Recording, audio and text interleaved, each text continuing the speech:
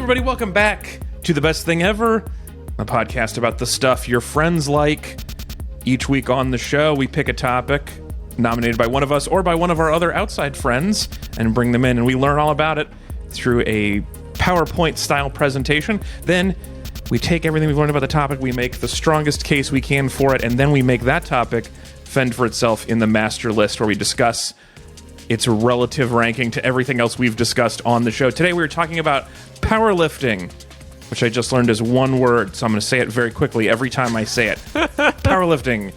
And if you're watching along on YouTube, youtube.com/AlexFalcone, you are seeing right now this excellent looking powerlifting AI image that I'm using as our... It looks like one of the robots from Team America World Police. Yes. Deadlifting weights. But like huge weights. Those are so big. I think it is a young Joan Rivers who's then lifting like the Michelin Man's like legs, basically. Yes. They're very Acme I'm brand loving weights. that. I've talked about Joan Rivers a lot lately, so I'm just gonna assume this is all about me, in fact, even though I haven't been revealed yet.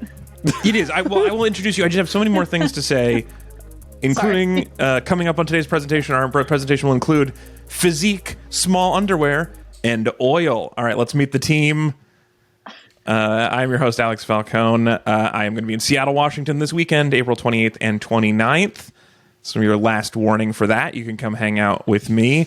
And now I'm going to introduce everybody in a game that I call Three Hosts and a Lie. So I'm going to give you fun facts about everybody. One of them is not true. So my fun fact is that I have a Kevin Bacon number of 3. That's my fun fact. Also joining us today, my co-host, Ezra Fox. He's our marketing daddy, and he has 2 kids that kick things. They kick literally everything, is the idea. I mean, they've been trained in Taekwondo to kick, so it's not just, it's not for nothing. But they are doing it pretty good. I mean, if there's one, like, isn't that a thing that babies do in utero? That's like that's kicking a good from an point. early age. Okay, yeah, the born kickers, yeah. Yeah. Yeah. Wow. Every time they kick something, you're like, that's money well spent right there. I see. I'm going to use that the rest of their days. Also joining us, my co-host, Anthony Lopez, is our angry socialist historian, and he has been to 4 different Disney parks in one calendar year. Yeah? Good to see you again, Anthony. And if you know the right people, there's actually tunnels that connect all of them. You can just... It's very easy to do. They're You long can walk tunnels, from, but fast. it's long tunnel, but you can walk from like Disney Sea in Tokyo to like Euro Disney in like a day and a half. It's really nice. Yeah, it just gets shuttled by the I've more said people. I almost believed the first half of that because there are Right. tunnels in Disney, right? Right. That get you around the park. So as soon, the moment you said to the different parks, I was like, "Oh, it's Probably from Disney to California, right? I'm sure you can go under that somehow. Oh yeah, Only one way to California find out. Adventure, yeah. There's probably a lot of different ways to find out, but one of them is Googling. Also, Hunter may or may not be joining us today. If he does join us, he has had a lot of dogs. That's his fun fact. Oh, I really misread this as drugs, and I was like, well, that's appropriate for the... For him not showing up. And also, our lie from last week was mine. I have not spent 24 hours in prison as part of a study in college. I did spend a half an hour in a prison in college as part of a prison research group, but not when you got scared straight overnight. Yeah, I remember that. When you were, totally not straight, and then they got me. When you were a real troubled kid, always starting fights and picking stuff, so they sent you into a prison for a day. Also joining us, we have a very special guest, a comedian who has a bean and cheese burrito about once a week. You can find her on Instagram and TikTok at Rachel Friedland. You're good branding. You got the same @s everywhere. Please welcome Rachel Friedland. Thank you so much. I love to be brought up by my brand. It's so important to everyone can remember. They can pick the platform. They could probably follow you on Venmo if they wanted at Rachel Friedland. I'm just guessing. You absolutely can. Oh, yeah, give Rachel some money. Yeah. You're right, Alex. Yeah. Most people make their usernames difficult for funsies, not out of like convenience. On Cash App, I am like $sandwich because I started early enough, and I was like, well, that's free. I have to take it. And sometimes That's people really do good. pay me for things that they probably don't mean to. Oh, some people sandwiches? just randomly Cash App at sandwich. Yeah. Wild. That's so good. What life are you That's living that just you send money free to money. Well, I have kind of like I think I'm like the sandwich like spirit where it's like I will send the money to Sandwich and then I will get Sandwich in return. Oh, you know? Yeah, yeah. You're thinking, people are thinking of delis. I don't Well, think that's a mistake. They learn. They don't send twice usually. Very few repeat this is actually customers. like a solid business plan. Is just to be at landlord on Venmo and see if you can just get rich that way. Okay. We have so much fun stuff to talk about today, so let's get on into the deep dive. Before we do the deep dive, Rachel, you have chosen. Oh, actually, we should talk about the burrito thing. So up until recently, sure. You told me that we had two options we could do. You were torn. You were emotionally invested in two equal ideas: powerlifting, and bean and cheese burritos, which is also one word: bean and cheese burritos. So first, why are those equal? And then how did you settle on powerlifting? To me, Alex, it's a no-brainer. Why aren't those equal? I love bean and cheese burritos so much. I do also love powerlifting, and it's been a true joy in my life. But I've been with bean and cheese burritos longer. They've been there for me a bit longer. I have developed an emotional attachment to bean and cheese burrito that's in Long Beach, California, that I will go out of my way to get one anytime that I can. And do you not like other stuff? Like, what is the thing? Is it I like tons lettuce, of other rice? stuff. You can't have any. Why is it just bean and cheese that you're so into? There's just something to me like texturally about a bean and cheese burrito. And I know it's essentially mush, but I will eat mush 5 days a week and be happy. Yeah. So there's something about the mush factor of a bean and cheese burrito, but it has to be a good bean and cheese burrito. Like, I need the beans a little bit soupy and the cheese has to be thoroughly melted. I don't want to bite into the burrito and then, when there's still like the shreds of cheese, like little hairs. Our friend Tanya used to refer to those as cheese shapes, and she found them infuriating. If you could see the shape of the cheese before it was melted. No cheese shapes. Yeah. No cheese shapes. So that kicked me off on, well, it didn't kick me off on, but it just solidified my love and adoration for bean and cheese burritos. I eat a ton of other food. Yeah. You don't have to worry about me. I eat a ton of other food. Well, no, I like a contrasting textural element. I like lettuce and pico in a burrito, for example. I love some fajita vegetables, for example. I mean, no.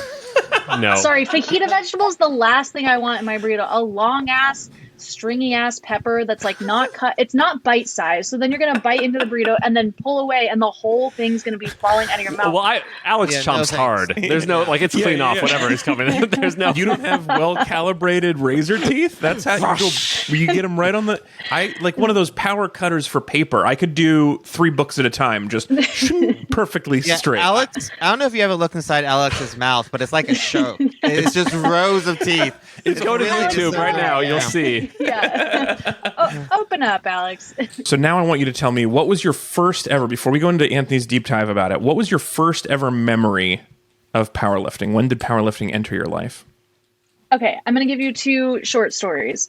The first is I remember being on Tumblr in college, scrolling through Tumblr, and I saw a lot of gals who were talking about how they had started powerlifting, lifting weights in general, and that it was great exercise. They loved it. It was something they really enjoyed doing. And I, at the time, was like, I don't know how I like to move my body in a way that feels good. I really wasn't doing very much and was looking for something to do. And that seemed way too intimidating and too hard and like too much effort and energy. I was not interested in investing. Okay. Yeah. So that's when I'm like, I guess just after college, maybe 22. And then when I was 28, my ex, in fact, was like, I'm going to start lifting. Like, I'm going to start going to the gym and lifting. Would you want to come with me? And he had listed all these benefits to it. And as far as like burning calories and whatever, which I'm not really going to get into because I feel like that's a little bit more, that's not why I love powerlifting. It's just a thing that happens to happen. Right. And I was like, okay, I'll go try this with you. Because again, I had gotten burned out on like, what did I like to do? Like, how did I like to move? Did I like Pilates? Not really. I ran for a long time. I ran a half marathon. The moment I crossed the finish line, I was like, I'm never doing that again. Just didn't like it. So it was truly just looking for something to be like, how can I get myself moving in a way that makes me feel good and not, I don't know, just doesn't focus on like being a small, thin little girl, because I'm not going to be that ever. So, right, around 28 was when I went with my ex to the gym. And then I was like, I think this is cool and I like it. And I think it's going to stick. And then it stuck.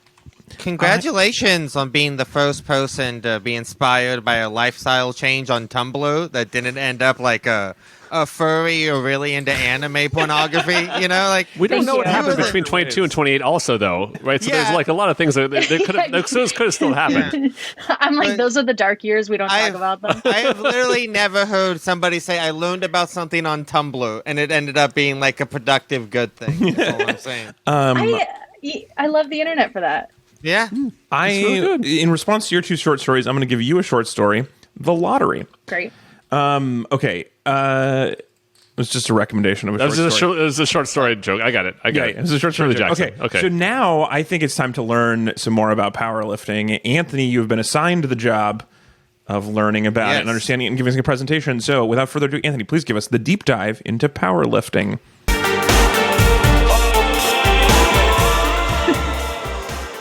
Christ, Alex. It's really loud for us. Reset the volume on me from last week. I'm so sorry.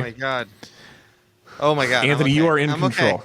I'm okay. I have war flashbacks there. That was so loud suddenly. So I'm going to tell you a little bit about what I learned about powerlifting this week. Alex already covered one. It is one word, not two. Yeah. First thing I learned. So I thought I would start with kind of my learning what powerlifting is by sort of learning what it's not, where it is different from other forms of sort of exercise competition, right? Exercise sports, if you will. I don't know what other quite word to use. That's a really fun word to use. I think that's a very well exercise sports. Exercise sports, one word. Yeah. Yeah. That's basically what it is. But there's actually a few different types. Two of them are very close. One of them is very different, and it's powerlifting is not bodybuilding. That is, if you look at what they critique on, it's overall physique. It is not like the numbers you can put up. It is not your form. It is not your technique. It is overall just the perfection of your body, right? Which, it also involves a lot of small underwear, a lot of oil. You're not going to see a lot of oil in a lot of other type of lifting. No, it seems like no, you're going to see a lot of baby powder. He's covered in chalk. That was what I was going to say. Yeah, it's baby powder, actually. Yeah, chalk. It's really chalk is right. Oh, okay. Yeah. So wait, if you mix a bodybuilder with a powerlifter together, you'll just have like a regular texture person. No, is you that have right? like an enriched dough, I think. Yes. Yes. But potentially an off-colored person, just in that the amount of self-tanning that body. Oh, yeah. Okay, yeah. You can look at like this guy in the center here of the body, and like his body and his face are like two completely different. To describe this a little bit. Imagine if you told sort of like maybe like a elementary schooler to draw muscles from memory, and I think you're just kind of inventing some at this point. And then like instead there's just some drew a man made out of loaves of bread. There's a lot of stuff going on in lots of directions. I like that, but also like you're getting muscles just from the grimace as well. There's a lot of, because it takes maybe like more to frown than to smile, but the most to grimace, I think, is probably what we learned here. Well, but so what if you were into like this sort of bodybuilding physique, you would only frown because you want to use as many muscles as possible, right? That's right. Yeah. You would be doing it for the extra resting weight. workout face. Yeah. I just look at guys like this, and I just always think like they just must spend their lives looking for like tomato sauce cans that open, like Joe's that open. You know what I mean? Wait, cans? To be so excited. Like they'll just squeeze the can whole, like Popeye. Let me ask you a question, Rachel. Maybe you know this. Is if a guy looks like that, is he actually like strong, or are those like mostly full of like water balloons? No, they're strong. You have to have actual muscle. Yeah. To do that. You have to develop those muscles. Okay. Yeah. So that could open tomato sauce for me. At this point, for a lot of these guys, is they would be very angry. They'd be because they're so hungry because they have to starve themselves to get themselves so thin for all of these muscles to be shown. They're not just hungry, but they're also incredibly dehydrated because that's how you get the muscular look. Is you don't drink water. So that's like a thing. If anytime you're watching like Hugh Jackman and X-Men or anything, and he's doing those shirtless shots, if you hear him talk about it, he'll talk about how like he didn't drink water for like 46 hours before filming every one of those shots, because that's how you get the vascular look, is you just don't drink water. And similarly, whenever I have to take off my shirt in front of somebody and they look at me and they gasp, I'm like, I'm just well hydrated. Yeah, exactly. Just a hydrated case. This is what a hydrated body looks like. Get used to it. I mean, I know this is going to happen with any kind of sport or competition, but like, couldn't we have just peaked with Arnold Schwarzenegger's body? Like, it is still the most impressive body I have ever seen. I don't is young like Schwarzenegger. it. Can I? It is so perfect. He's got It these is- wings on his back that are. It looks. I mean, it looks like he's wearing a backpack made also out of a man. I don't know. Yeah, he is the best. He is the best physique, I think, in all of bodybuilding. It is upsetting that It's pretty nutty. Yeah. Like, it's just kind of insane. It's also crazy to think about, like, I think the first couple of movements that were developed as part of powerlifting are not, like, they're still relatively new. And there's still so much science being done about, like, lifting in general and, like, what is good technique, what is good form, how do you build these muscles? So, yeah, his body is a say feat. science that way. Yeah, yeah. So when I was off the internet from 22 to 27, It does sound like the way you said science made it seem like you didn't entirely believe in it. no, I believe in it. I don't believe in myself saying that fact. Okay. Oh, Okay. No, we That's can where give I'm you like some of this. Do you want some of this white male confidence to say that fact with? We're happy to. I have piles on the sides. Can we run that back? Yeah, take two. Come on. But yeah, so I mean, that's bodybuilding. So Yes, that this is is not not that. powerlifting. The other big thing is weightlifting is technically not powerlifting as either. These are two different sports. Weightlifting, as we kind of know it today, is sort of based around sort of two moves, two lifts. I meant to correct that, not moves. Yeah. They're called lifts. The snatch and the clean and jerk. Both two of which A+ names sound for filthy. moves. I love them. Yeah, I love that they were like both of these are going to be dirty, and they had to know. That's how good they are. Well, it is like the type of thing. Like they are. Once you see the snatch, you are like, oh, that's called a snatch because that's what you're doing, right? And like the clean and jerk is like the jerk comes from the motion at the end when you jerk it up, which also sounds awesome to say. Yeah. But like the clean comes from, back in the day, it used to be very hard to get a bar up and not have to have it rest on your body at any point. And if you could do that, that was a clean lift. So that's why you do a clean and jerk. Weightlifting is an Olympic sport. And it is an Olympic sport. Form and technique matter a lot. And then we're going to get to what we're actually talking about, powerlifting. Which powerlifting is all about who can make the numbers the biggest. That's the most important. That's why I like it so much. It is just my number is bigger than your number, so I fucking win. That's why it's a it's cool pure. sport. It's pure ego. Yeah, it is OPG, strong OPG, the sport, essentially. The whole point is just to level up. That's all you do. Yeah. You grind and you level up. That is it. Yeah, Here's and I will say, weightlifting, like Olympic lifting, like we had just gone over, is way more of an athletic sport than powerlifting. I like powerlifting. You still have to have a lot of like force and strength to do it, but you will never catch me throwing a goddamn barbell over my head. That just sounds way. I hit my head on my refrigerator this morning. I just can't be trusted, with things with like, and then me being responsible for doing it. There's no way that's happening. So to me, weightlifting was like, or powerlifting. Sorry, gonna confuse the two. Powerlifting was my like lazier solution to lifting a goddamn weight. And also safer for your head. Safer for my head. Yeah. Yeah. So let me okay, so should I or should I not ask you numbers? Since it's all about numbers, I don't want to put you on the spot. We've not asked you here to talk about how you are the best ever powerlifter. It's something that you like. Sure. So is it weird to ask about numbers, or is it like where it's like rent in New York? It's rude not to ask. It's rude. It's rude not to ask. It's rude to ask like that, Alex. You have to be like, hey, so how much you pit up? Yeah. You know? Okay. You have to be so Rachel, like, don't just ask how much. Yeah. Like, Yeah. how much you bench? What's your squat at? how much you put up? There we go. Yeah. It feels so uncomfortable coming from you. Everything's worse when I do it. We'll work on it. So let's see. The most I benched was 125 pounds, which I'm very proud of because I seem very to have fallen very far from that number. I'm benching around maybe 110 these days. So that I will train in a way where I have like peaks and valleys, right? Where I'm like trying to train up to certain numbers, and then I will like taper off for a little, just to like give my body and mind a break from being go all the time. I deadlifted 240 pounds. Thank you so much. That's Nice. so good. It's so good for me. My goal is to get to 300. I don't know if I can get there by the end of the year. Maybe by next year, but certainly Gotta 250 is on the keep horizon. What I Get like those about you deadlifting double 240. XP weekends. If you can deadlift 240, that means if I died, you could carry me. You could Easily. deadlift me. Yeah. I mean, I don't know how far you get on the deadlift, like, because it's like I can there. deadlift Alex. Yeah, I mean a good 2.5 feet off the ground. So Yeah, but you we'll don't need to go deadlift your anywhere. corpse. That would be enough just to respect my body. Keep it off the dirty ground. Yeah.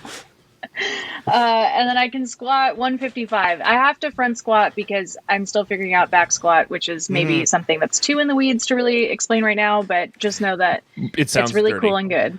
Is Yeah. the back squat Well- one where it's like the bar is behind? Is that what's going on there? Back squat Okay. is when the bar is on your back, and then front squat is where it's resting across your collarbone, Oh. Oh yeah. and Yeah. you look like this. Oh. Yeah, I have to do that just because of the mechanics of my tibias. Oh. When you do that, do you sprout a handlebar mustache, or is that an optional thing these days? Because it's happening in a bunch of Anthony's pictures here. I do. I have to shave my handlebar mustache 3 times a week. It does grow in rather quickly. Yeah, I would bet. All right, so Anthony, you said there are 3. So you were telling us about the 3, and we got your numbers. Those good numbers, bro. Yeah. So Thanks, dude. I'm glad you just brought this up. But yeah, so powerlifting officially the sport, the way that weightlifting kind of just does the 2 different lifts, powerlifting is about 3 lifts in particular: the bench press, the squat, and the deadlift. Right. So we have all of those here. Yeah. So like if you imagine this guy right here with the mustache deadlifting, imagine Alex laying sideways instead of the bar. Recently And deceased. Michelle holding him, and that's exactly what we were just This guy describing. not only has got the handlebar Yeah. mustache, he's also got the women's one-piece swimsuit that with a corner missing. Oh, You the know cold that? shoulder. Yeah, the one It's called- swimsuit. It's called a I leotard. will say that Alex. I do wear a top that looks like that because I do want to be this man. Yeah. So do know that this is accurate representation of me at the gym. Great. When you do your 240, how many of Yeah. these big ass weights do you get to put on the bar for 240? So for me, Because some of these guys have a and the lot gym- of weights on here. This is dependent on where you lift, in fact. So it's dependent on the gym's equipment. So my gym has the big bumper plates, they're called. So they're like plastic looking and feeling. So they're quite large. So I Cool. put on 2 bumper plates on each side. Whereas this guy has the metal plates, and those are much thinner. My friend who powerlifts competitively goes to a gym that's in Portland, and they have the very thin plates that are quite heavy. Everything at her gym feels heavier, I'll say, than everything at my gym. So don't know what's going on there. But Interesting. I mean, that's a good psychological thing, is if you're like training people at your gym, is all of your weights are like 10% more than they say on the labels, so that when you then I get think into hers are competition, just- they like. Sure. I think hers are just 100% more accurate than mine are. Everything at yeah. my gym is like plastic and or coated in plastic, and nothing. I don't really know what's happening. yeah, there, Alex, but were you- happy to go. What you're describing is the health equivalent of people who set all their clocks 5 minutes Exactly. ahead, Yeah. so that they're always on time. Yeah. I don't know who you're fooling, but it might work. Yeah. Right. So we're going to do a few more to really sort of understand powerlifting. Obviously, it's going to have multiple weight classes. You're not going to have, a smaller person and a larger person competing in the same thing. There are 2 kind of classes of lifting. Classic or raw versus equipped. And that is basically if you are just in your leotard or if you're wearing like safety belts, pads, things that are going to give you an advantage and help you lift more. Right, and you can also do smothered, which is onions and cheese. That's a Waffle House Oh, callback from God. last week, Rachel. Yeah. I've never been to Waffle House, so I didn't get the reference, but I enjoy food, so Yeah, you get I it. laughed. Yeah, Great. yeah. Yeah, that's Or animal that's style. It's got onions on it. I was gonna say animal style. That would have been a more Yeah. California reference for you. I thought this was really interesting. While powerlifting is not an Olympic sport, it is a Paralympic sport because it is a sort of a range of exercises that are very good for stationary poses. Bench pressing in particular is very Yeah. good. So powerlifting is very big in the Paralympics sports world, even though it's not an actual Olympic sport. It's done all over the world by a huge variety of people, including. I'm going to do this a few times through this presentation, but I want to tell you about a couple of cool powerlifters. Oh, cool. Yeah. Meant over this Cute. episode. I want to introduce you to Rory Van Ooft. She's a Canadian from Ottawa. She's 9 years old. At 7 years old, she could deadlift 80 kilograms, which was 176 pounds. Which is impressive, God. but if I was dead and needed to be a foot off the ground, she couldn't do it.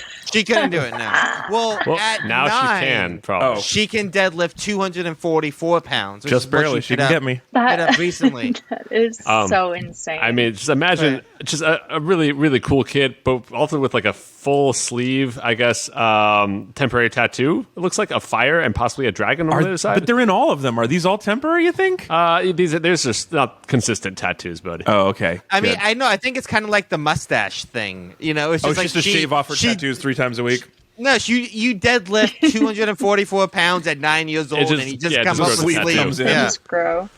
I I mean, stuff like this makes me go, if I started at 7, Sure. how much could I be lifting now? Yeah. Yeah. Yeah. If only your parents were like dance moms for powerlifting. Ugh, I can't wait for that reality show. Yeah. I mean, okay, here's a quick question for you guys. How the fuck?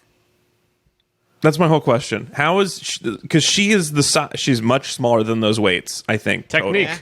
Muscle recruitment. Technique got me. I didn't think of that. Yeah, I don't know. Like, I literally remember being like 9 years old and my thumb hurting because when you'd have to like mash A in Mario Party a Yeah. lot, Like, I remember like my hand getting hurt, Yeah. and being sore, and I just see like a 7-year-old deadlifting. I mean, honestly, at 7 years old, she could deadlift more than I could. Like, I haven't deadlifted in a long time. I don't know what I can, but I guarantee Yeah. you, it's not 80 fucking kilograms. No, there's no way. No, yeah. but I'll say this. Having hung out with my son when he was 7, they do think they can lift pretty much anything. So you just if you give them a little bit of training, the will is there. I guess what I'm trying to say. I don't want to run this joke all the way into the ground, but the deadlift, the weight should be rolled up in a rug. That's how that should work. It's the type of So thing. it's so fun being on the podcast with you guys. I think I Yeah, we'll break early. But here's the thing about Rory that I kept thinking about. Yeah. Do you know that cliche when it's like, my dad could beat up your dad? Yeah. This is literally, my daughter could beat up your dad. Yeah. Like, that is what this so little true. girl is. She is so Honestly, strong. That's the future liberals want. I'm here for it. Yeah, I don't want kids, but this might be the most compelling argument I've ever seen. It's just yeah. to make them Get 'em to extremely strong, like hilariously Yeah. strong.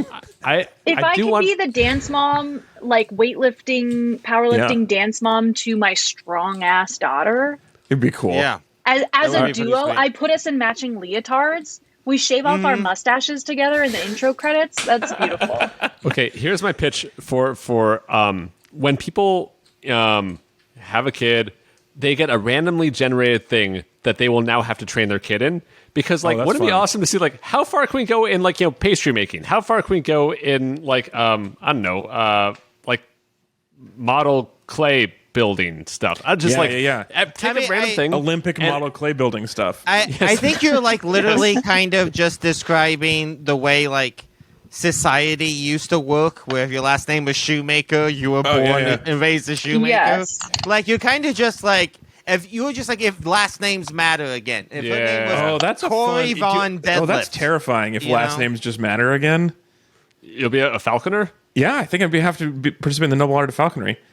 What's wrong with that? That's cool as hell. No, that's Yeah. cool. But for some Yeah. people, I don't know if everybody wants to all of a sudden have to make barrels again. We don't even need that many barrels. That's part of the problem. Do you know how much We'll find a money- use for them. Yeah, make Yeah. barrels matter again. Alex, do you know how much money is in falcon raising and selling? Seriously, I thought about getting into it a few years ago. Because you can make You can make a lot of money in that kind of falconry. The other big part of the industry is training hawks to fly around like sports stadiums and chase away the pigeons. That's Or- hawkery. Yes. That's completely different. Yeah, that's good Come on, point. man. You're right. But hawkery might be. I don't know anybody named hawkery, but so maybe I can just do it. But Hawkins. Oh, there Right. it is. Hawkins. All right, so we don't have a lot of time. I got a little bit of presentation. Yeah, go. So Okay, I want to let's give keep you it the moving. actual history of powerlifting, or do you even lift pro? Yeah. So, as long as there's been heavy things, there have been people who have been like, I can lift that, right? Sure. There's always been someone who's done this. People have always been lifting things above their heads. It's as old as human history, right? Here's a bunch of photos. Here's a bunch of assholes in 2023 pretending to be cavemen. Because I couldn't find an actual photo of cavemen lifting That's weird that you naturally. Yeah, sometimes Google just fails you.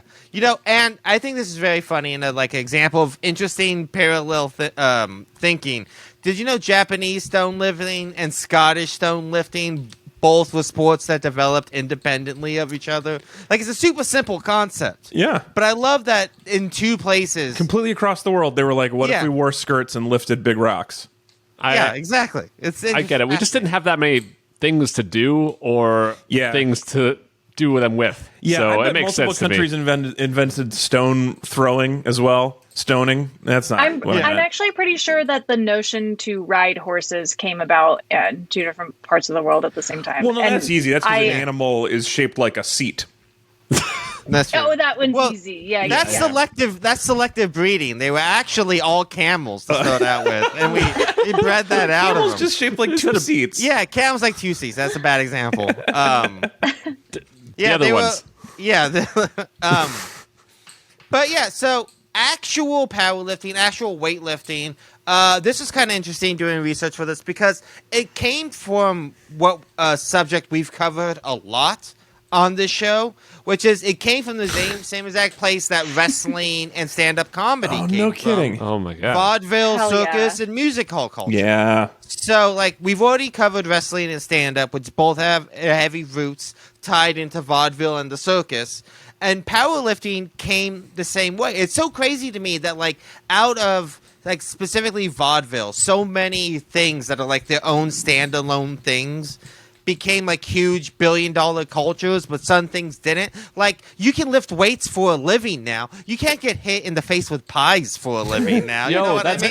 coming. That's coming next. It might work on TikTok. Yeah, Probably maybe. But it's not Also, like... unfortunately, this is all just reinforcing my idea of like, how can I join powerlifting and stand-up comedy?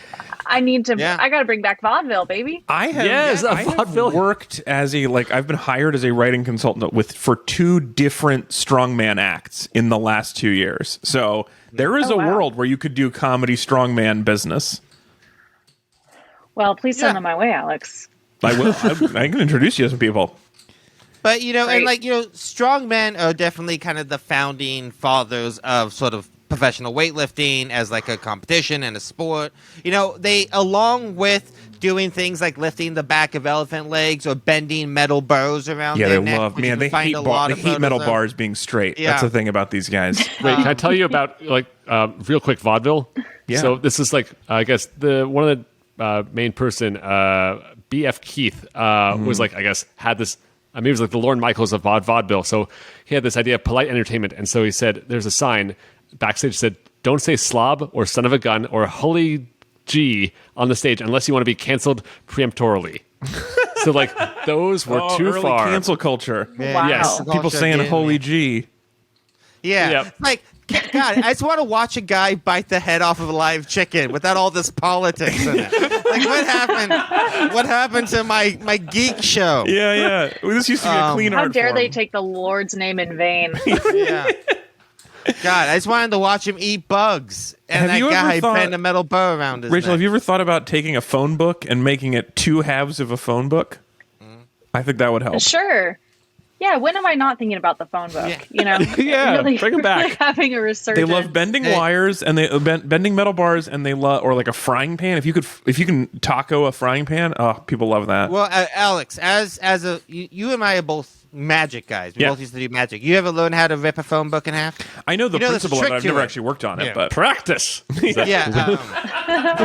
But yeah, that is the idea of the phone books as a strongman trick is more of like a gimmick trick than it is like the things they were actually doing, like knee bends, which are early versions of squats, right? So like with these gimmicks and with these kind of cons, they actually invented sort of like things that would be kind of foundational for like this to become an actual sport, right?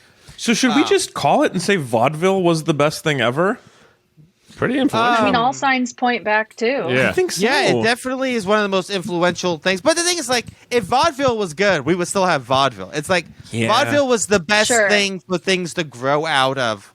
But also, I was I gonna have say to say, vaudeville was like the space, right? Like that's just where the things were happening, and then Yeah. everything kind of branched out from there. Right, yeah. right. And Best starting point ever. Yeah, it was a good like It's- parts shop.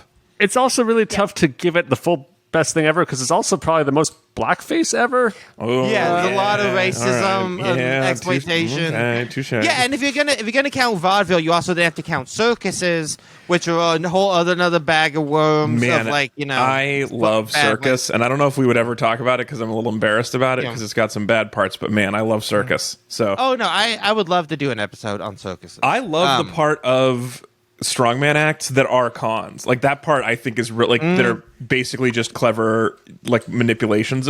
I love it. It's great fun. Yeah. You love a con. I do love a Yeah. con. I feel bad about it because sometimes somebody gets hurt. That's what a con man would say. But as like I said, like stand up and wrestling, weightlifting kind of grew out of this sort of these shows and stuff like that, and it started to become kind of its own thing. And as weightlifting started to get more redefined, they went from having all these different holds to not holds, but lifts, and they were streamlining them to sort of set the rules for what they wanted to do, right? And the things like early bench presses, the deadlift, the squat, those were all called odd lifts. So those actually got dropped from weightlifting as it became a real sport. So in 1896, weightlifting becomes an Olympic sport. It premieres at the Athens Olympics in 1896. Odd lifts are out. Clean and jerks are in, baby. That's what it was all about. Just the cleaner and the jerkier you were, the better. The clean and jerk is where you jerk, but you don't say "Holy G." Yes. Exactly. Thinking about wrestling and vaudeville and weightlifting got me thinking about my cool powerlifter number 2, Mark Henry. He was one of the first kind of big classic strongmen. He was called the world's strongest man for a longer time. Total 2,000 pounds in powerlifting. Was the former WWF World Heavyweight Champion. Once had a storyline in WWE where he dated a 70-year-old Mae Young, who he then got pregnant, and then she gave birth to a hand live on television. I'm sorry. Wow.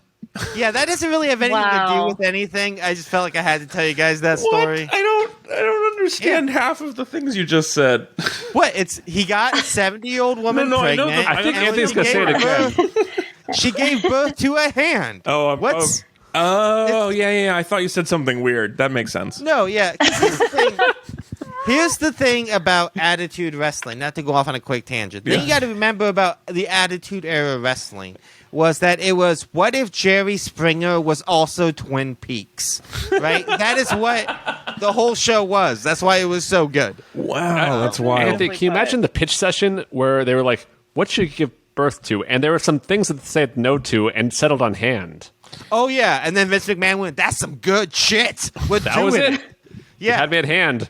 That's exactly what happened. Weird. But yeah, so that happened once. Mark Henry, cool powerlifter number 2. Yeah. God bless. Yeah. So anyway, after the 1896 Olympics, weightlifting is starting to grow in popularity.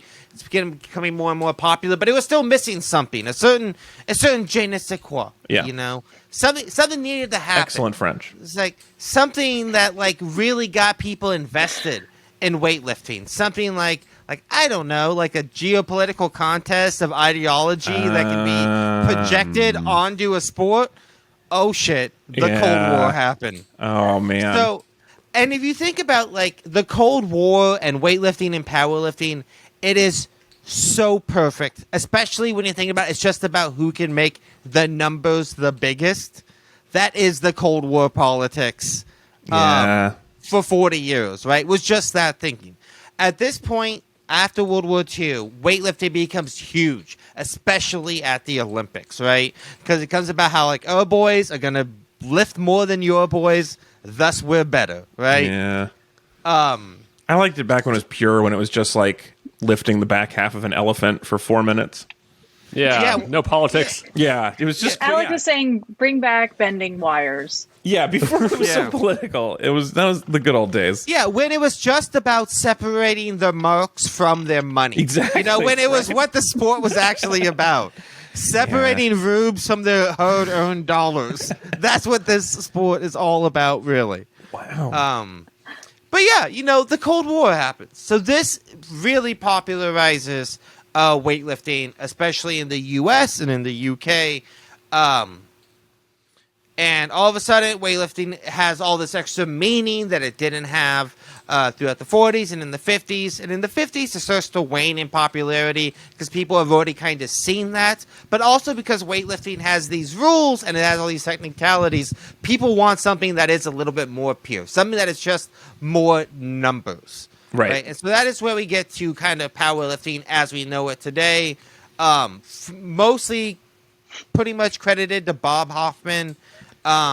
He's a weird guy. He really loved America. He was an early seller of supplements. Sure. And he kind of founded powerlifting as we know it.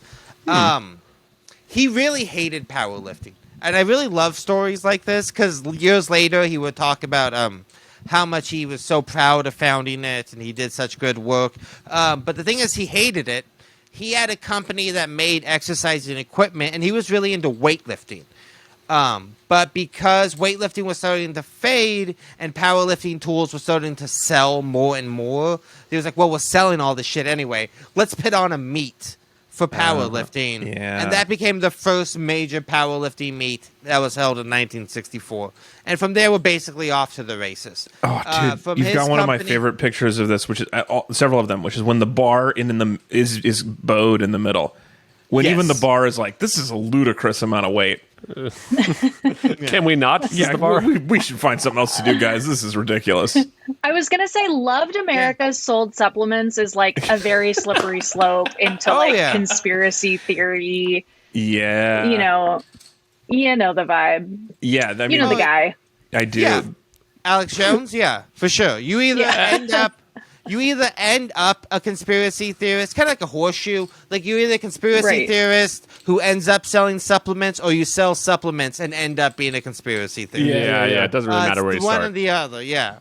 Yeah, I mean, it is crazy how much of like fringe media is just sponsored by like Brain Juice, Brain Force G Plus. Yeah, you gotta just really totally. Wait, but then also I love that on the other end of that is like Moon Juice, right? Or like a craft juicery. You know, like it's raw water. The same coin. Yeah, totally. Raw water and like iodine supplements are the same exact thing. Yeah, right? there are on both, whichever direction you walk. If you go far enough, somebody is selling you pills full of snake oil. Wait, guys. Can we? Oh, I have an idea. I hope it's the one you're about to say. Okay, so we call it the best supplement ever. Right? It's a tie-in for the show. It performs exactly as well as a placebo does in all tests. So that's pretty good. And it's associated with centrism. Sure. I don't care. I'm agnostic. I don't care. Do what you want. That's what differentiates it in the market. Yes, exactly. We're looking for an apolitical supplement. No one's got that yet. We are equidistant from all extremists. Yeah. Right straight down the center. What if we make an amazing supplement? One that really does amazing stuff, gets your brain going, gets your body healthy, but there's a 50-50 shot of whether you're getting a real one or a placebo in the bottle. Ooh, right? I like this. And then we send that out to you. So this way you don't know. We swear to God, this shit fucking owns. Yeah. Maybe you're getting it, maybe you're not getting it, right? And then even if it doesn't work, the placebo effect works anyway. It's a win-win. Yeah. This Right? is strong. And then we only have to pay for half of the whatever secret plant we needed, and the rest is just sugar. Everyone's doing a double blind trial. Can we do a triple blind where we actually don't know what we're testing either? Like we have no idea what this is about. So double blind is where the scientists don't know which one's a placebo or not, and the people don't know which is a placebo or not. Triple blind is the people paying for the study don't know what it's studying.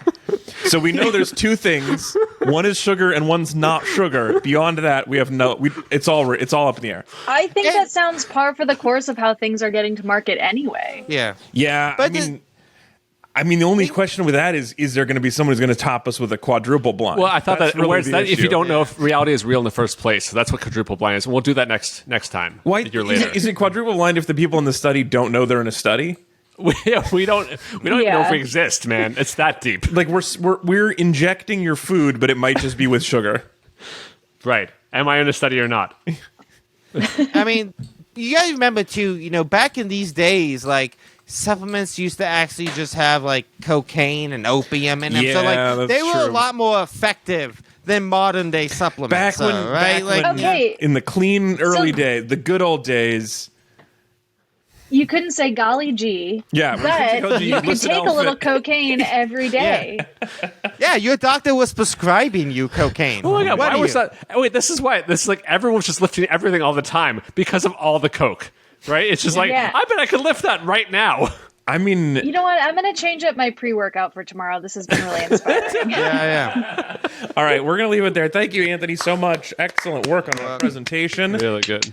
We're going to cut to an Wonderful. ad. And then I learned so much. We're going to get more. We're going to learn more about you in just a second.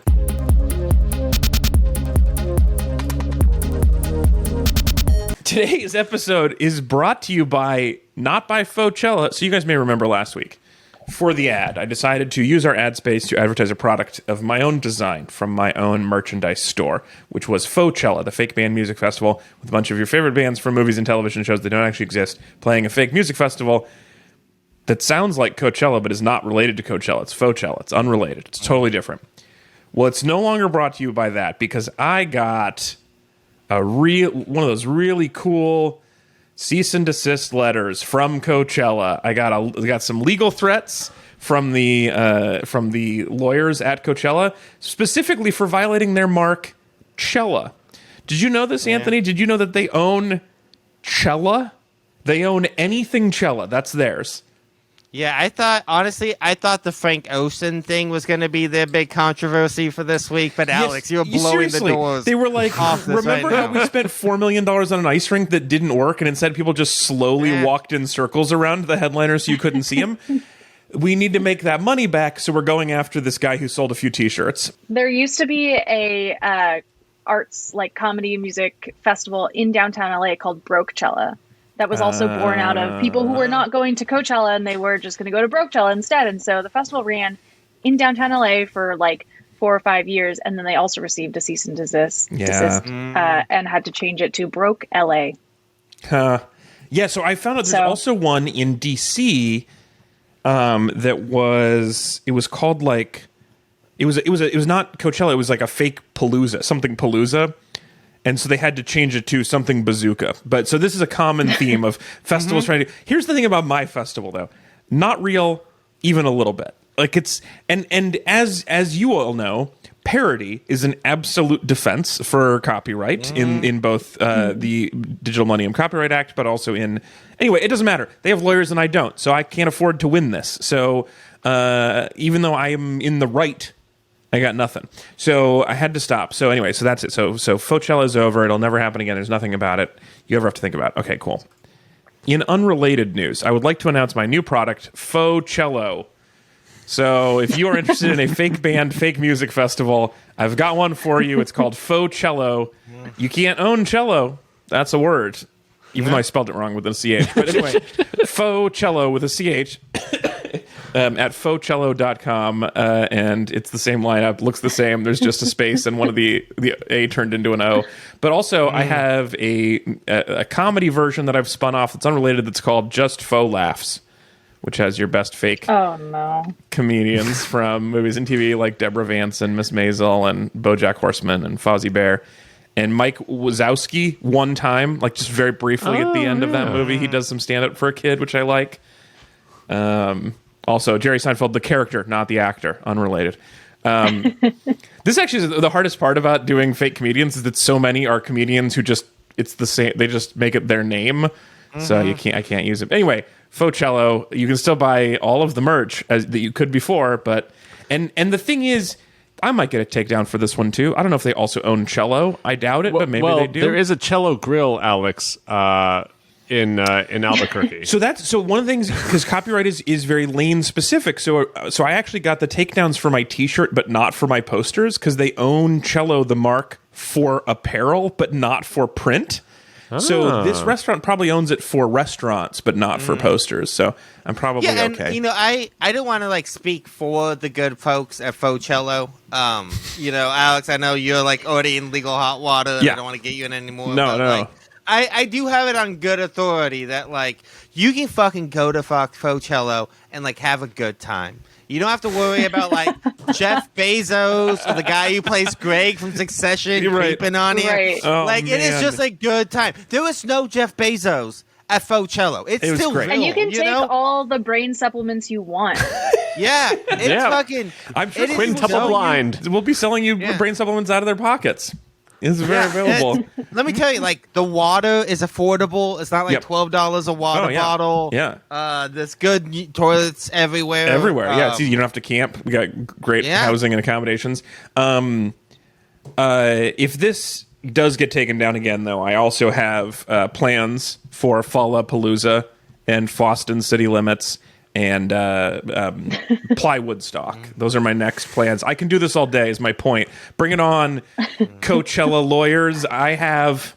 I can tell from that cease and desist letter, it took me less time to come up with this pun than it did for you to write me that letter. So I'm going to win this in the long run. Alex, I love that you're like, yeah, come at me. If you guys keep coming at me, I'm going to go harass somebody else's copyright. Then see how you like that when it's no longer your fucking problem. Yeah, To be fair, they're probably all the same lawyers, and it's probably truly That's some true. intern who's like, I'm really getting great firsthand experience in licensing.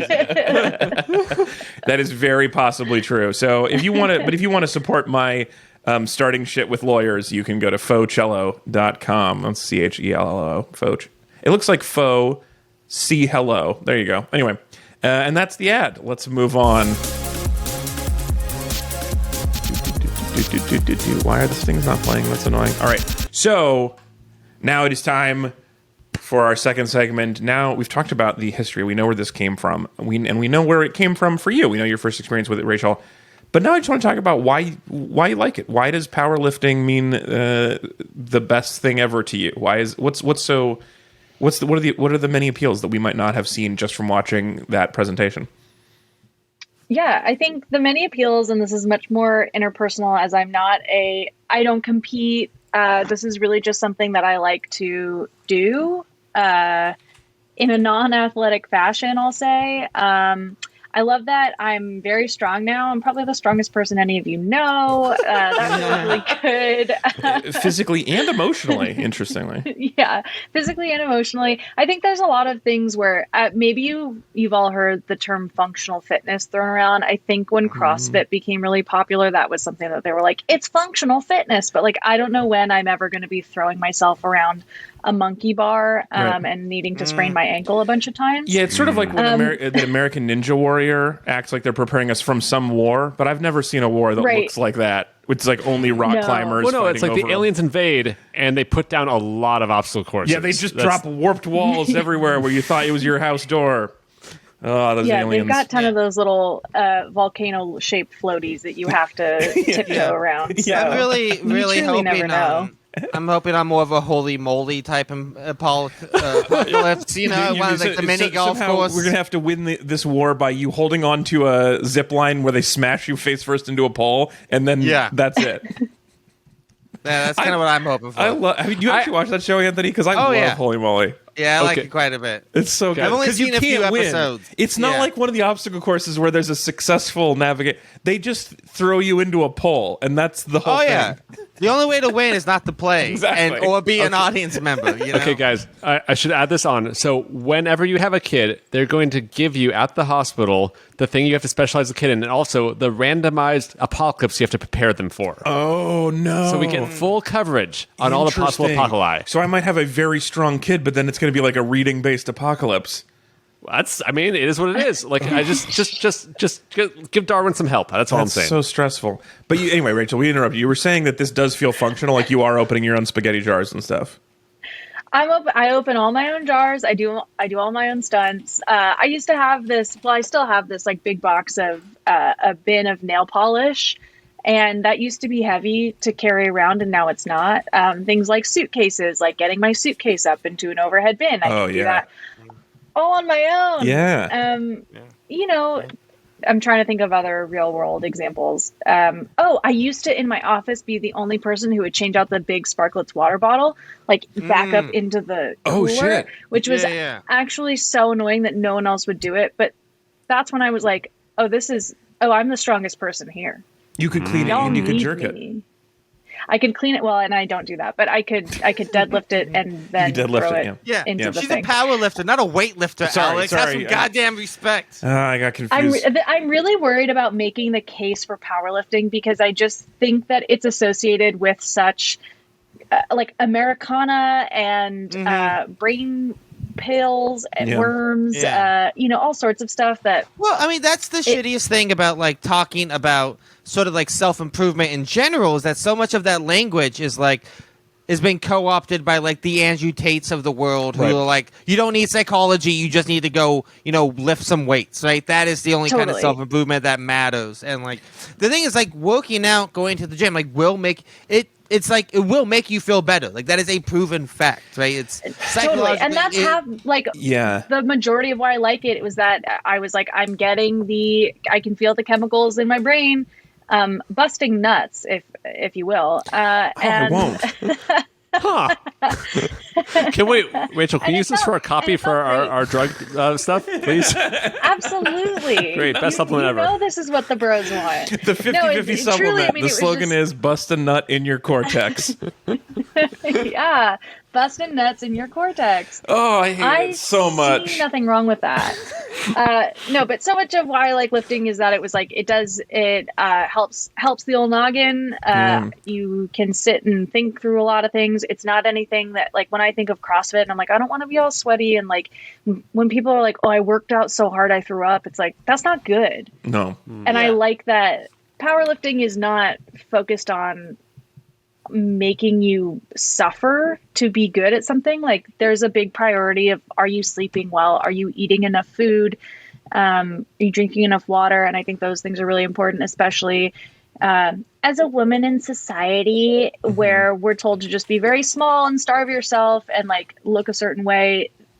Powerlifting kind of operates in not exactly the opposite, but you have to pay attention to what you're intaking in a way that is going to fuel you properly so that you can be really freaking strong and put up those big numbers. And I think that is very important and very cool. Are you buying any brain pills?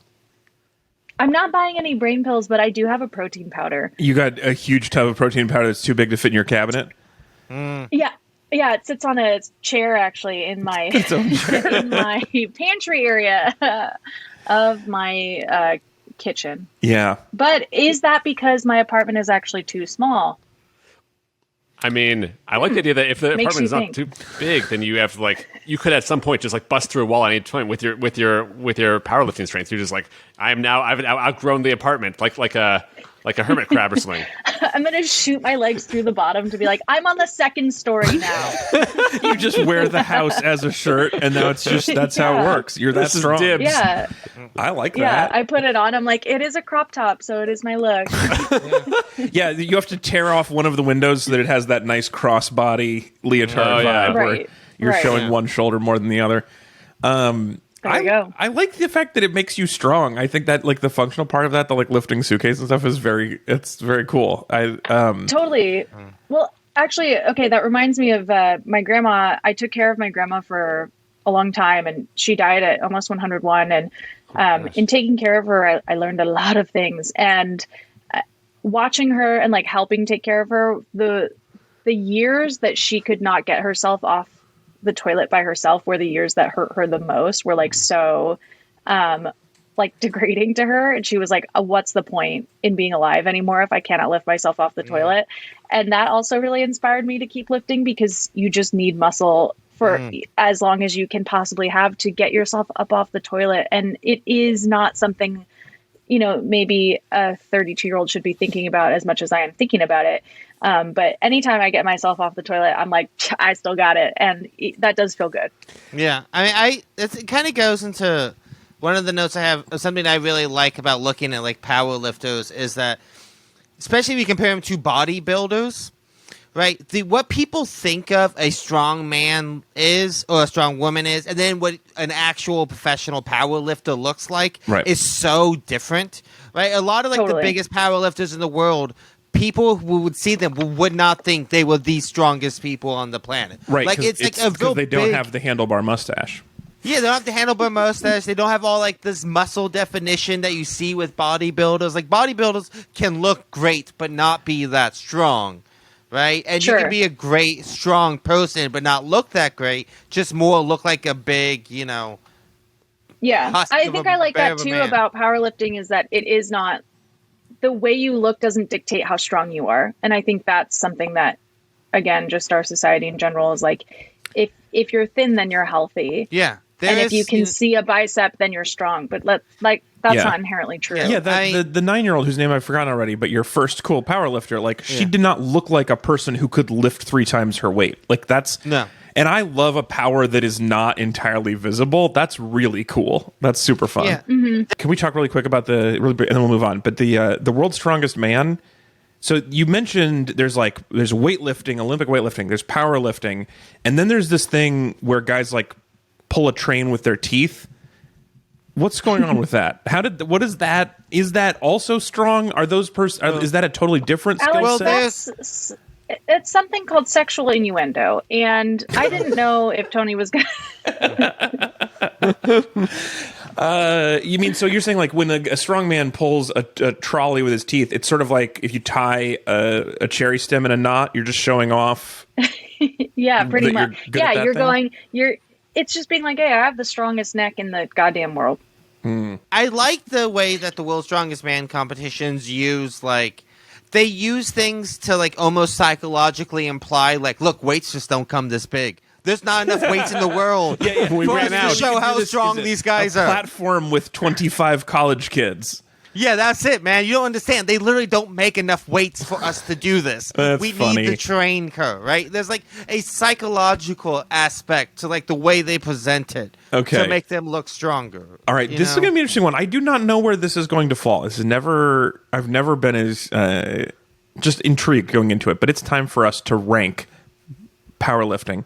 Wait, before you guys rank, do you need anything else? I feel like I haven't done a good job on my end. Well, no. This was never meant to be you feeling like you need to defend it. This is not. You're going to help us rank. This is not us ranking at you. Well, if this ranks lowly, it will reflect poorly on me. I'm going to say, Rachel, I'm getting this vibe that maybe you are physically strong, but emotionally something more fragile. Is that what's happening here?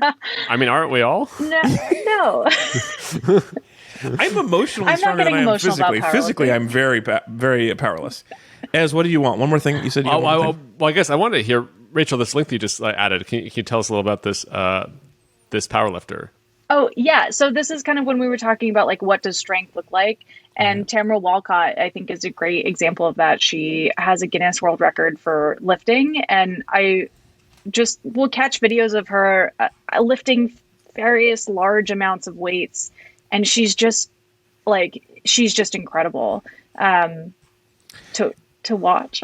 She's just really fucking strong. One thing that's rad about her is that instead of selling brain nonsense, she sells fitness apparel, which is I think more legitimate. Totally, like fitness attire for all sizes. Yeah, the shirts lifted usually do what they're 639 supposed to pounds. do, so Jeez. they're definitely more efficient. So much. You know what I like? I like a placebo shirt. You have a 50% chance that this shirt is actually covering your body, but you can't tell. Oh, it's Emperor's New Clothes. It's an Emperor's New Clothes. It's like half Okay. of these are a placebo shirt, and you're like, I think I'm covered. Is that not just the onesie again? I guess you are. That's you're clearly both covered and uncovered. That's more of like a Schrodinger's cat of your chest. Okay. No, Okay, you could make we it have to out of rank it material now. though, where it's like you turn the angle and it's like the like that little hologram Topps yeah. card where it's like it just disappears entirely if you turn Yeah. it to the side. Either you can just see totally through my shirt or not, and Yeah. you can see my well hydrated chest. You're wet Hugh Jackman. Yeah.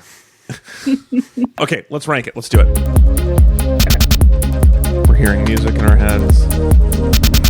All right, Ezra, I need you to read for us. Oh, come crawling back now that Hunter's not here. I see how it is.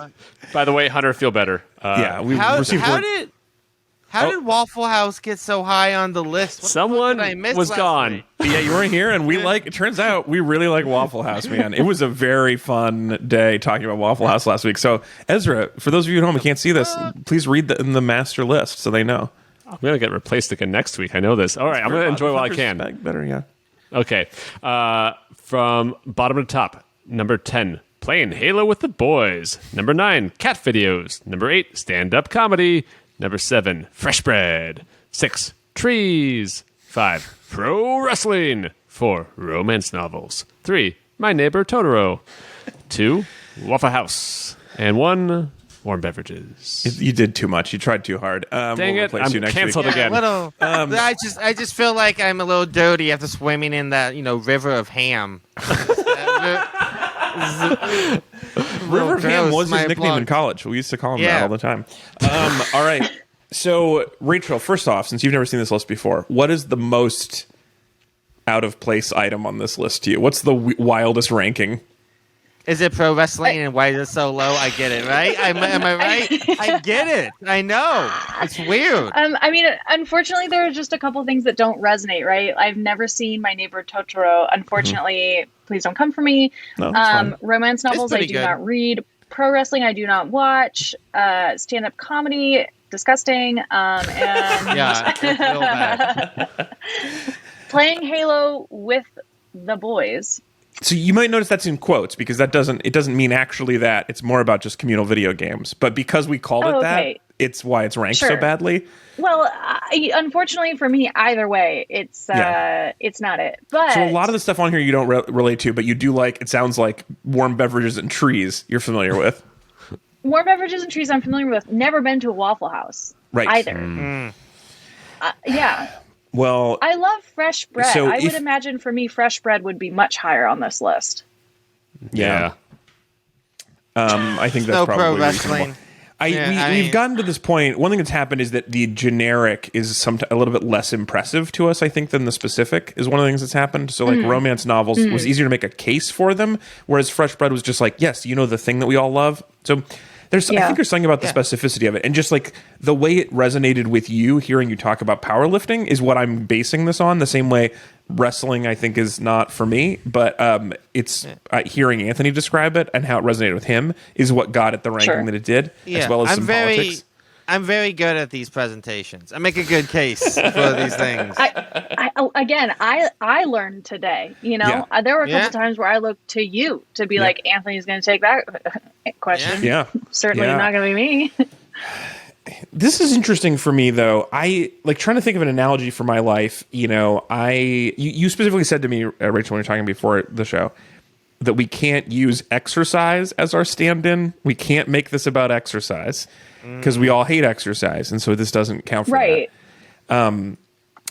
Because I keep thinking about how much I hate exercise, but I told you I wouldn't. I promised you I Exactly. wouldn't.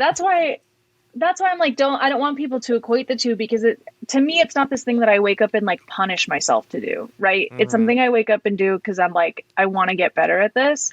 And I need to show up every single man at the gym and be like, I am stronger than all of you. I will eat all of you. You know what I mean? It's that kind of energy. Oh man, That's another Yeah. thing that like so grosses me out about like the Andrew Tates of the world is that they talk about exercising. They say like you need to punish yourself when somebody like, fucks up, and they use exercise, and they literally talk about exercising like they're talking about self-flagellation, and it's just so unhealthy, and it's so fucked up and a horrible way to think about it. And if that's what you're getting out of it, I don't want to be next to you on the machine. If you're like punishing yourself, well, I'm like trying to like improve my well-being. It's a horrible way to treat yourself. So I don't know if you need to add like powerlifting Rachel's version, you know? What's the best version? In our heads. Yeah. So, Rachel, here's the question, I guess, since the one thing that you resonate with is being too low on this list is fresh bread. Do you like powerlifting more or less than fresh bread? Oh, Alex, why would you do that to me? It's the whole... We thought this would be the funnest part of the series, and it hasn't been yet, but this is one of those moments. This is one of those moments where we're doing the thing that I'd hoped to do, which is powerlifting better or worse than fresh bread? And I mean, no, I will always choose eating over anything. Yeah.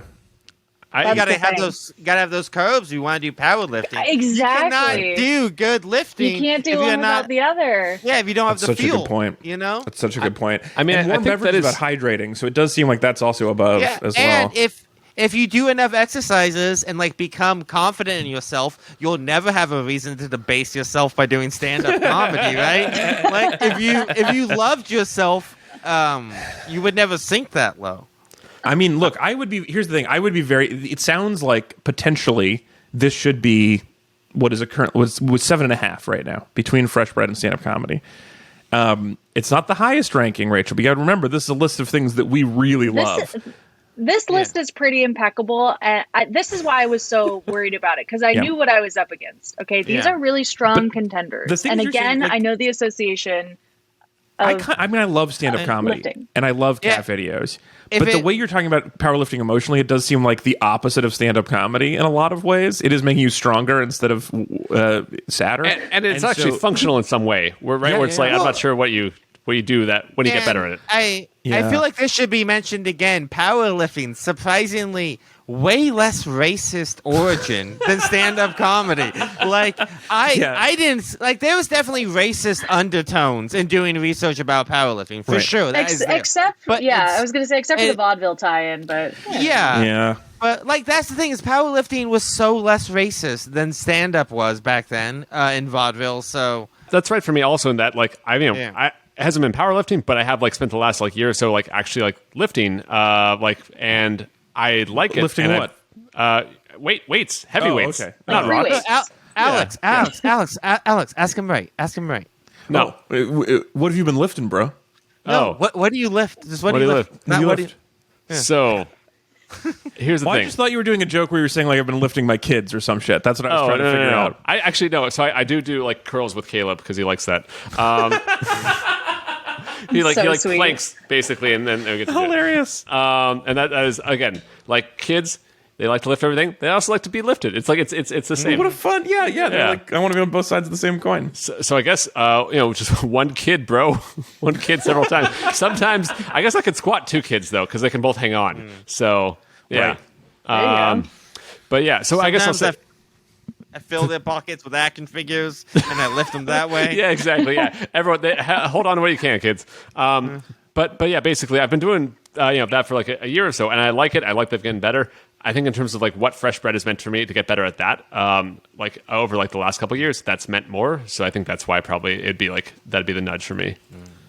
All right. Well, I think we've basically done it then. I don't see any reason why we should overthink this. I think it's going to be a solid. That's going to put us at 8. And I'm not going to have you read it because the list has gotten long, and you just did too much. I broke the whole system. I'm just going to let everybody know: 7 fresh bread, 8 powerlifting, 9 the thing that all of us do except for Ezra, stand-up comedy, or have done. The thing and that we love it. Where we met, the thing that is what we have in common the most. The thing that I think about more than anything else is at 9. Yeah. That is it for the show. Thank you so much for listening to The Best Thing Ever. Our theme music is by @Matrix. Our logo design is by @Tom Typography. You can email us at mail@bestthingeverpodcast.com. You can also find us on social @BTE Pod on Instagram and Twitter, as well as youtube.com/AlexFalcone. And you can do us a huge favor. You can leave us an honest 5-star review on Apple Podcasts, or Yelp. Anywhere really that takes it, that is accepting. What's the one where you do your professors? Is that Rate my Professor. professor. Yeah. Or Glassdoor, you can rate us on that. That would also be good. Anywhere there's a place you can rate us, just an honest Uber honest Eats, 5 maybe? star. Yeah, exactly. Also, the show is produced by Claire, Job TBD, Best Assistant Regional Manager Sean, the Duke of Jill, and we have a brand new bestie on the show, at the producer level, at the super producer level, but he has not gotten back to me on the job title, so it's the job title is also TBD. But John, welcome John. No H to the producer realm. Thank you, John. Yo, for if you're a making super the show. producer, we'll spell and pronounce your name right. That's what we do at a super That's producer one of the few Yeah. services we provide. You can find out what else you can get for becoming a producer by going to patreon.com/BTE pod and select your membership level. There's more modest, just helping out, being part of the team levels. And then there's producer levels where we say your name every week, or not, if you prefer. Also, you can support me through my dumb t-shirt business where I'm getting legal threats at fauxchello.com. My name is Alex Falcone. I'm also at Alex_Falcone on TikTok. Ezra has a newsletter, deletethis_newsletter.substack.com, which he doesn't bother you with. It's just... No, that's the whole thing. And if I ever do send anything to you, you know what you can do with that. You just delete it. You don't have That's to feel what it's guilty for. about it. Yeah, don't even have to read it. It's good. I want to thank all my hive mind for telling me about their best things to do at the gym, best lifting techniques. Dead's got some shout outs. Burpees. Thanks to Bethy, Kevin, Eben, Eric, Jenny, Melanie, Joe, and Ira. People like burpees? Well, so this was Bad thing to do. Bad name. No, Bethy said it was both the best and the worst thing to do. So I think that's more in that accurate. punishing yourself world. Well, maybe like the ups, but not the downs. There's a lot of parts of burpees. It's a very compound motion. Interesting. I do like the jump part. It just feels celebratory. So there you go. You're there. You're on board. Anthony, or as thanks for talking to us. Anthony, thanks for being here. Of course. And Rachel, thank you so much for hanging out and bringing one of your things here. I hope it did not feel like you let powerlifting down. No, I think I did great. Good. It's all part of the process. Is feeling terrible the whole time. I think one of the things that you I could didn't feel say- terrible the whole time. I had a great time. Good. Also, you could just say you podcasted 140, and then we'll just see maybe next time you try to do 145. You just Yeah. just try to get those numbers up. Yeah.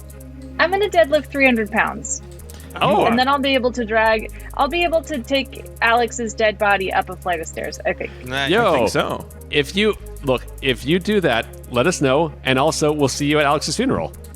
Look, I hate I'll to see you have guys there. combined. I know I talked too much about death, but just to be clear, you said deadlifted, and then you said my weight at some point, and I was just like, well, that seems like you're talking about me. Anyway, thank you for being here. At Rachel Friedland on all the socials, including Venmo, or you can just send money to @Sandwich on Cash App. Yes, and please do. we'll see where that goes. Thank you all so much thank you for hanging out with us, Rachel. Of course, thanks for having me. All Appreciate right, we'll it. talk to everybody next week. Bye. Bye. Bye. Bye.